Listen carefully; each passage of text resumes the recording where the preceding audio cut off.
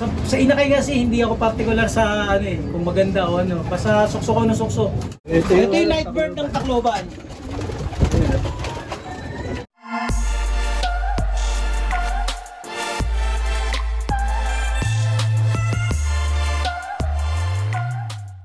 So yun mga kalapatids, nandito ulit tayo sa Lahi ni Adanlop.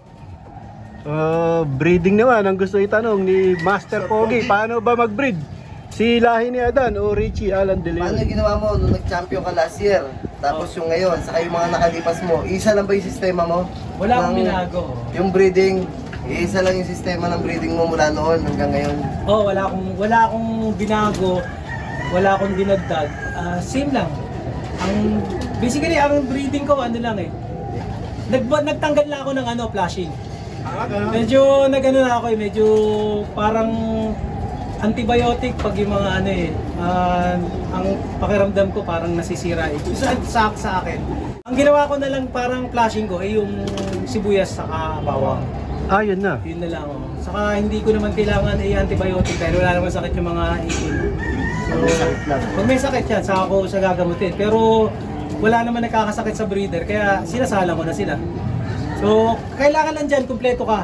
Minerals, tapos regular na paligo, saka yung malunggay, saka yung mga tiko nga, yung malunggay, honey, ACB, probiotic ni Ariel. Yan, shoutout sa'yo, Ariel. Shoutout sa'yo, Boss Ariel. Boss Ariel. Baka naman, wala na ako suka. BFF ni Lace. Wala na kaming probiotics, bro. Ariel, naman, yung pangako mo sa akin, 6 na kahon na yung ibibigay mo sa akin. Wala ko pa hindi, gipit ako. Tapos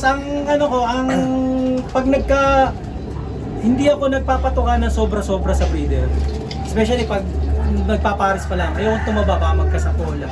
So, takal yan. Kung isang kutsara sa isang pares, sa umaga, sa hapon, sa kutsara. Tapos maglalagay ako ng grits, yung minerals ko nga, yung pinakita ko na may yung kompleto yun. So, hindi ko sila rin bababaran nun. Kasi pag binabaran ko yan na nagsasawa, na dumudumi, tinatanggal ko yan. So, pag gusto ko maging maubos yung ganyan, wala akong natatapon dito sa ganyan Ginagawa ko every other day naman yun. Yung grits, minerals. Every other hindi araw-araw. Pag araw-araw ako kasi nagsasawa Kaya ang ipot nila maganda, mga pula. Kung makapansin mo, may mga ganyan. Sa breeder ganyan ang kondisyon yan. Mga medyo maganda yung nila, yung tae nila. Tapos pag nagpisa, sa inakay kasi hindi ako particular sa kung maganda o basta sukso ko ng sukso. Kung pangit, na sa karera. Basta ang inaano ko diyan, pinangahawakan ko diyan yung bloodline nila. So susuksukan ko sila pang karera. Tapos yun, mas dadagdagan ko na sila ng patuka. Hindi rin ako nagbababad sa pag may inakay. So kung naubos sila sa umaga, tanghali, maglalagay ako. Tapos pag humihingi pa, magbibigay ako. Basta yun, hindi nakatutok lang. Dapat bigay ka lang ng bigay ng patuka. So hindi mo rin sila pwedeng babaran, makikita mo may nakababad na patuka. Tinatanggal ko na yan. So dapat lagi silang gutom. Tapos yun, regular nga ng may mga tipa rin ako, yung mga malunggay. Tapos binubukot ko sila pag nangitlog na yung breeder. Kung 18 days nag-itlog sila, tanggalin inakay, 18 days. Medyo maaga yun Ang ginagawa ko kasi sa inakay, 18 days pa lang, tinatanggal ko na. Ang katwiran ko pag 18 days, maliit pa yun mga kalaya, mga ganyan pala yung buntot niya. Ang ibon, pag binukod ko sa pag i-win ko sila, natututo silang tumuka. Kumbaga bata pa lang, natututo na silang kumayod sa sarili nila. Hindi na sila aasa doon sa magulang nila. Parang tapos maaga siya mag-win. Hanggang 3 flash, pero kung 4 pwede pa rin. Ito si Mr. Bob. Ito magandang ibon. Sino yan? Super set winner to ng North sa PHA itong last year. Super set winner. Si Janela, nasaan? Yung 2K winner. Yung nagtatanong po mga kalahi, yung April Fool's Day po yun nung bumalik. Hindi naman bumalik si Janela. So wala si Janela rito. Nasa mabuting kamay na. Okay. Yung Tacloban na nandyan. Yung Tacloban narito, saka si Sophia, saka si MacArthur. Si Aliana. Si Janela po nasa bahay nila, nagte-text ako. Kasi yung ano, yung sino yun? Yung Tacloban, yung Tacloban. Ito. Ano, naglilimlim. Ito yung night bird ng Tacloban. May itlog na. Hawakan ni Master Pogi yan. Naka-pares ngayon siya kay Mr. Popo. Ayun. Tanda na si Mr. Popo. 2012 si Mr. Popo, hindi mga 12 years na. Night bird yan. Ito nga yung ibon, mapapansin mo, pamilya na winner. Kaya laging may tumitira.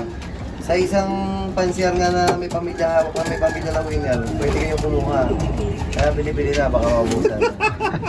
Mga kalay, kanina pinag-usapan namin yung line ni Sofia, line ni Janela, saka line ni Aliana. Si Sofia, direct mas malapit na anak ni line ni 588. Si Janela may pasok na 588 sa side sa tropa. Nakapasok lang doon yung dugo ni nung kaibigan natin Victor.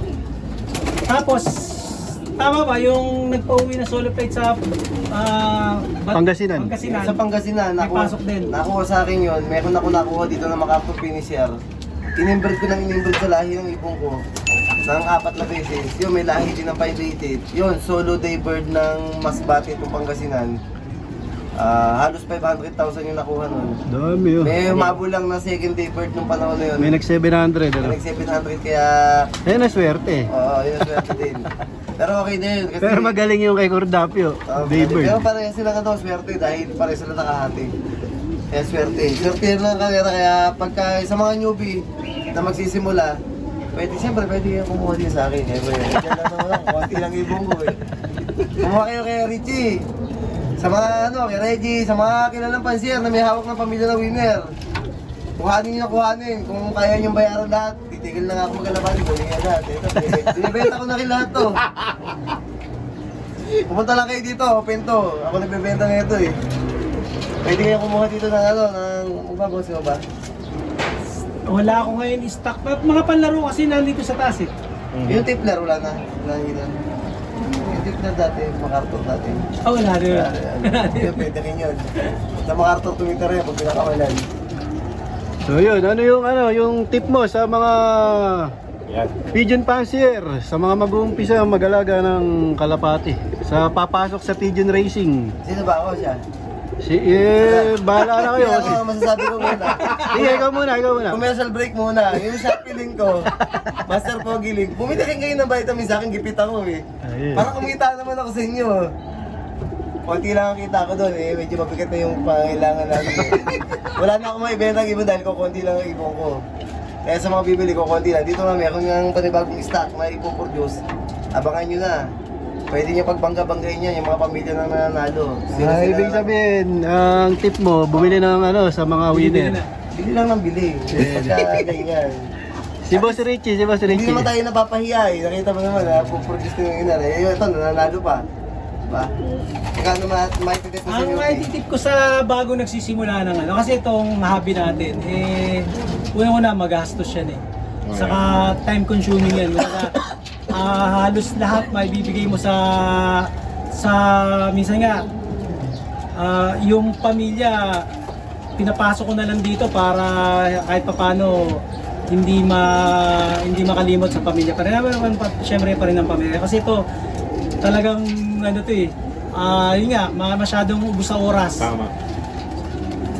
Tapos syempre magsimula kayo sa magandang linya na ng ibon. Yun lang naman, karaniwan yun ang sinasabi.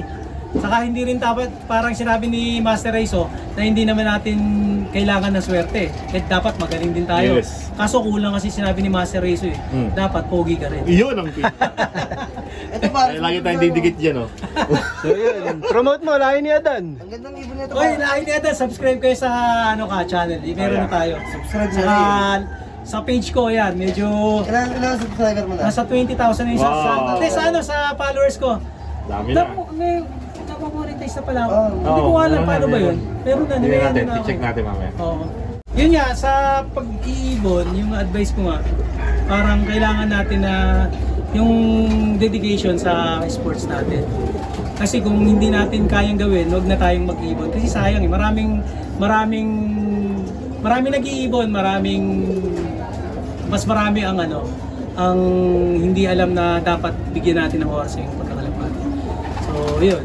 Kung wala namang oras, one love race yan. Meron tayong mga one love races na Saan ka sumali ngayon one love race? Ayun, nagpasok ako ng one love sa Alegre. Nag-entry ako kahapon, nagdala ako doon. USA ba? Wala pa? Plano pa lang sa baka sa Malala. Taiwan. Taiwan na, sa Thailand. Thailand. Oh, shoutout, shoutout. Oh. Shoutout. Ayusin mo. So,